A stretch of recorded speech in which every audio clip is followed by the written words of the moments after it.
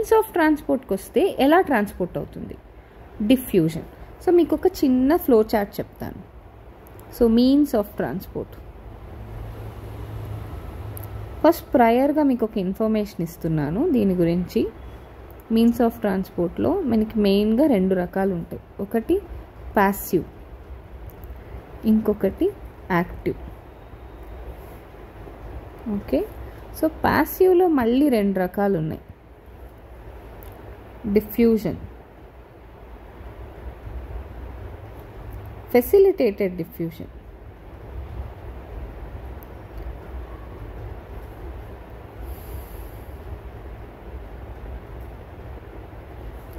అలానే ఆస్మోసిస్. ఓకేనా? So osmosis అంటే ఏంటంటే movement of water from higher concentration to lower concentration. ఇక్కడ ఎటువంటి ఎనర్జీని మనం వాడట్లేదు. అదే డిఫ్యూజన్ కిందకు వస్తే movement of solute or solvent from higher concentration to lower concentration.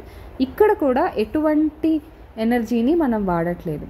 Facilitated diffusion, movement of solute from higher concentration to lower concentration but through protein channels. So దాన్ని facilitated diffusion అంటాం. ఇంకా యాక్టివ్కి వస్తే దీంట్లో రివర్స్ అనమాట. Movement of solute or solvent from lower concentration to higher concentration, దాన్నే మనం active transport అని పిలుస్తామన్నమాట. So active ట్రాన్స్పోర్ట్లో మనకు తెలిసిన మంచి example sodium potassium pump. Okay, so ఆస్మోసిస్కి అయితే వాటర్, డిఫ్యూజన్కి అయితే గ్యాసెస్ గుర్తుపెట్టుకోండి, oxygen and carbon dioxide diffusion. So okay, facilitated డిఫ్యూజన్కి ఫ్రక్టోజ్ ట్రాన్స్పోర్ట్. ఫ్రక్టోజ్ ఎలా మనకి అబ్జార్బ్ అవుతుంది డైజెస్టివ్ సిస్టమ్ నుంచి అని. సో లెట్స్ టాక్ అబౌట్, ఇప్పుడు వీటి గురించి డీటెయిల్డ్గా చూద్దాం. సో ఇది చాలా ఈజీ అయిన టాపిక్. కాన్సెప్ట్, కీ కాన్సెప్ట్ అర్థమైతే మనం ఈజీగా రాసేయచ్చు. Movement by diffusion is passive, అంటే ఎటువంటి ఎనర్జీ అవసరం లేదు. So one part of cell to another part, లేదా సెల్ టు సెల్, లేదా కొంచెం shorter distance, say from intercellular spaces of leaf to outside, అలా చిన్న చిన్న డిస్టెన్సెస్కి మనకి డిఫ్యూజన్ సరిపోతుంది. దీనికి ఎటువంటి ఎనర్జీ అవసరం లేదు. డిఫ్యూజన్లో మాలిక్యూల్స్ అన్నీ చాలా ర్యాండమ్గా వెళ్తాయి, ఏదో ఒక డైరెక్షన్లో అయితే వెళ్ళవు.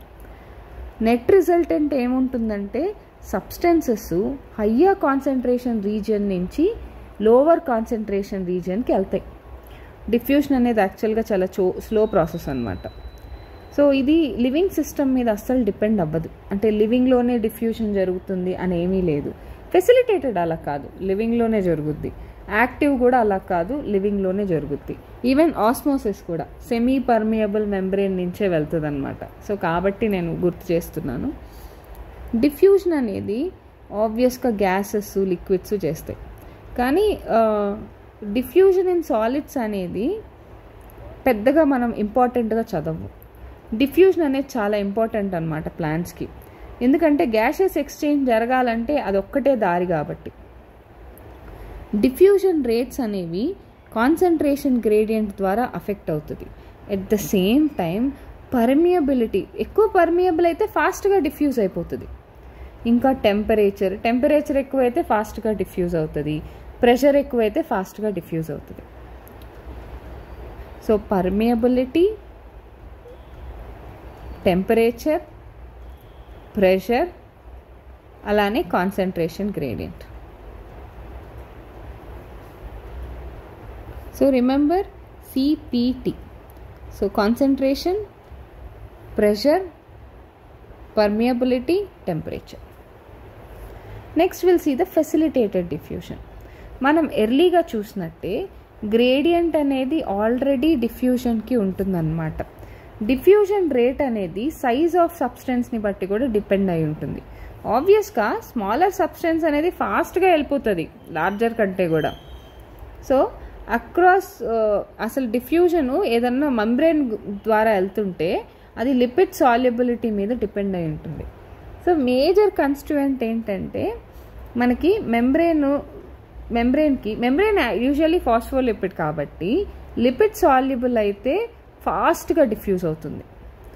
సో అదే సబ్స్టెన్స్ వాటర్ సాల్యుబుల్ అనుకుందాం, లేదా హైడ్రోఫిలిక్ మాయిటీ అనుకుందాం, కొంచెం డిఫికల్ట్ అన్నమాట మెంబ్రెయిన్ నుంచి పాస్ అవ్వడం. వాటి మూమెంట్ని మనం ఫెసిలిటేట్ చేయాల్సి వస్తుంది.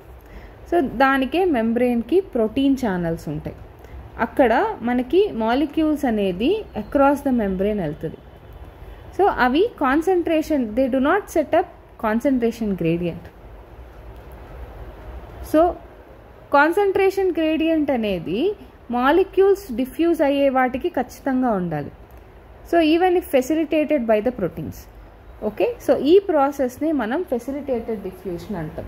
Very simple. ఇది కూడా నార్మల్ డిఫ్యూజన్ లాగానే, కాకపోతే మనకి హయ్యర్ కాన్సన్ట్రేషన్ నుంచి lower concentration but through protein channels జరుగుతుంది అంతే. ఫెసిలిటేటెడ్ డిఫ్యూజన్ అనేది మనకి special proteins, so across the membrane energy expenditure లేకుండానే జరుగుతుంది.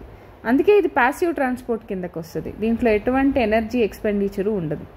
ఫెసిలిటేటెడ్ డిఫ్యూజన్లో net transport of molecules low to high కాన్సన్ట్రేషన్లో జరగదు.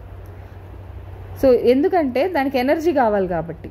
అప్పుడు ఎనర్జీ కావాలి లో టు హై కాన్సన్ట్రేషన్ అంటే అది యాక్టివ్ అయిపోతుంది, ప్యాసివ్ అవ్వదు ఇంకా. సో ట్రాన్స్పోర్టు మ్యాక్సిమం ఎప్పుడు రీచ్ అవుతుందంటే అన్ని ట్రాన్స్పోర్ట్ ప్రోటీన్స్ యూజ్ అవుతాయి saturation. So facilitated transport diffusion అనేది చాలా స్పెసిఫిక్ అన్నమాట. సో సెల్ నుంచి cell to selected substances for uptake, selected substances మాత్రమే తీసుకుంటుంది. ఇది ఇన్హిబిటర్స్కి చాలా sensitive. So protein side chains తోటి ఇది రియాక్ట్ అవుతుందన్నమాట. సో ప్రోటీన్ సైడ్ చైన్స్ తోటి రియాక్ట్ అయ్యి ఇన్హిబిటర్స్ దేంతో రియాక్ట్ అవుతాయి? Protein side chains. అప్పుడు డిఫ్యూజ్ అయ్యే మాలిక్యూల్ ఆ ప్రోటీన్ దాంట్లో సెట్ అవ్వదు. So that's how it is sensitive to inhibitors. ఇంకొక పాయింట్ చూస్తే మనం ప్రోటీన్ ఛానల్స్ అనేవి మెంబ్రెయిన్ మీద ఉంటాయి. సో అవి స్పెసిఫిక్ అన్నమాట. అవి ఎప్పుడు ఓపెన్గానే ఉంటాయి.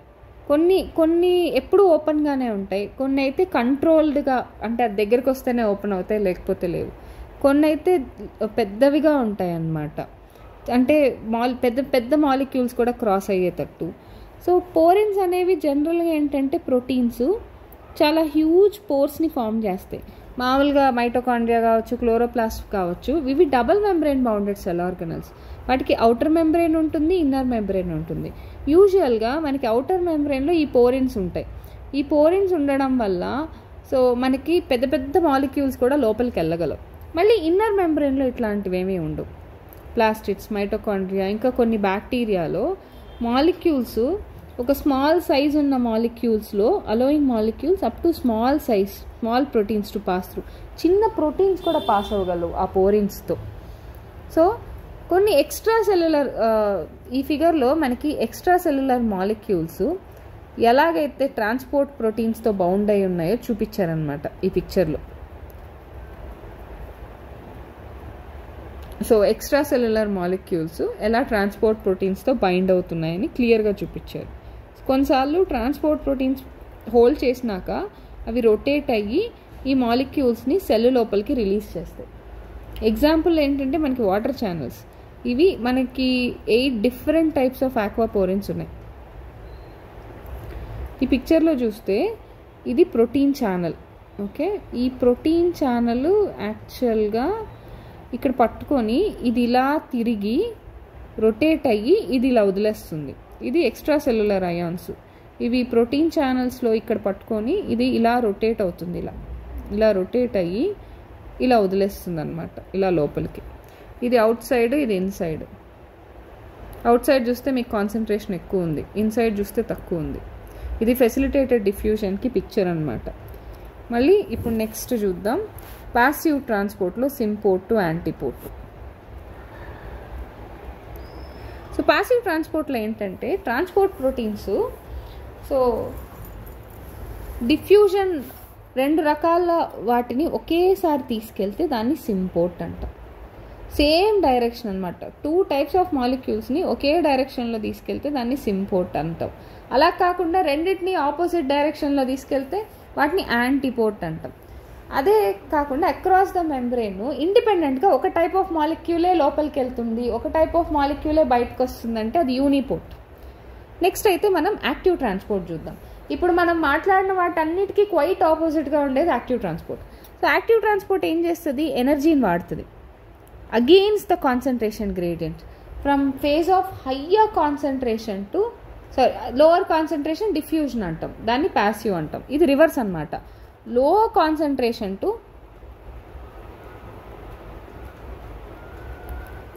High concentration. Okay, so active transport అనేది కూడా మెంబ్రెయిన్ ప్రోటీన్స్ ద్వారానే జరుగుద్ది.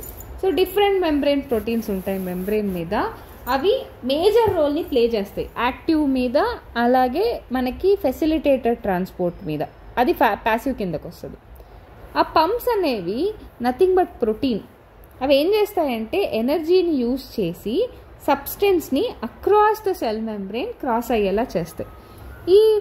ఈ పంప్స్ అనేవి లోవర్ కాన్సన్ట్రేషన్ నుంచి హయ్యర్ కాన్సన్ట్రేషన్కి పుష్ అయ్యేలా చేస్తుంది. దీన్ని అందుకే అప్ హిల్ ట్రాన్స్పోర్ట్ అంటాం. ప్యాసివ్ ట్రాన్స్పోర్ట్ని డౌన్ హిల్ ట్రాన్స్పోర్ట్ అంటారు. మీరు ఒక బాల్ని కొండ మీదకి వెయ్యాలంటే కొంచెం ఎనర్జీ పెట్టాలి. అదే కొండ ఒక హిల్ కిందకి ఇలా వదిలేయాలంటే ఎనర్జీ ఏం అవసరం లేదు. అందుకే దానికి ఆ పేరు పెట్టారు. Up hill transport you need energy which is active. Down hill transport you don't need any energy, so that's why it is passive. Transport rate ఎప్పుడు మ్యాక్సిమం రీచ్ అవుతుందంటే అన్ని ప్రోటీన్ ట్రాన్స్పోర్టర్స్ యూజ్ అయ్యి సాచురేట్ అయినప్పుడు. Like enzymes, carrier proteins అనేవి చాలా specific అన్నమాట. So a particular ప్రోటీన్సే particular అయాన్స్ని కానీ పర్టికులర్ మాలిక్యూల్స్ని కానీ క్యారీ చేస్తాయి, చాలా స్పెసిఫిక్ అవి. ఈ ప్రోటీన్స్ ఇన్హిబిటర్స్కి చాలా సెన్సిటివ్. ఇవి ప్రోటీన్ సైడ్ చైన్స్తో రియాక్ట్ అవుతుంది. So be very clear about this. Let's compare. ఇప్పుడు ఒక కంపేర్ చేద్దాం. కంపారిజన్ ఏంటంటే ఈ మూడిటికి మధ్య. సో మీరు ఇక్కడ చూసినట్టయితే, సో స్పెషల్ మెంబ్రెయిన్ ప్రోటీన్స్ దేనికి కావాలి, ఫెసిలిటేటెడ్కి కావాలి, యాక్టివ్కి కావాలి. అందుకే మీకు ఇక్కడ ఎస్ అని ఇచ్చున్నారు. Highly sensitive facilitated, active. Saturation facilitated, active. Simple డిఫ్యూజన్కి స్పెషల్ మెంబ్రెయిన్ ప్రోటీన్స్ ఏం అవసరం లేదు. హైలీ సెలెక్టివ్ కాదు, ట్రాన్స్పోర్ట్ ఏం సాచురేట్ అవ్వదు. అప్ హిల్ ట్రాన్స్పోర్ట్ అయితే కాదు, ఇది కూడా అప్ హిల్ ట్రాన్స్పోర్ట్ కాదు, ఫెసిలిటేటెడ్. ఓన్లీ యాక్టివ్ ట్రాన్స్పోర్ట్ మాత్రమే అప్ హిల్ ట్రాన్స్పోర్ట్. అలానే ఏటీపీ, ఓన్లీ యాక్టివ్కి మాత్రమే ఏటీపీ కావాలి. ప్యాసివ్కి, సింపుల్ డిఫ్యూషన్కి, ఫెసిలిటేటెడ్ డిఫ్యూషన్కి మనకి అసలు ఎనర్జీనే, సో అసలు ఏటీపీనే అవసరం లేదన్నమాట. సో ఇప్పుడు నెక్స్ట్ అయితే మనం కంపారిజన్లో డిఫరెంట్ ట్రాన్స్పోర్ట్ మెకానిజమ్స్లోని కంపారిజన్లో మెంబ్రెయిన్ మీద మనకి ప్రోటీన్స్ ఉంటాయి కదా, అవి ఫెసిలిటేటెడ్ ట్రాన్స్పోర్ట్కి కావచ్చు, యాక్టివ్ ట్రాన్స్పోర్ట్కి కావచ్చు responsible. Hence common characteristic features ఏంటంటే హైలీ సెలెక్టివ్. అవి అంటే దేనికి అదే ఉంటుందన్నమాట. So they are liable to saturate.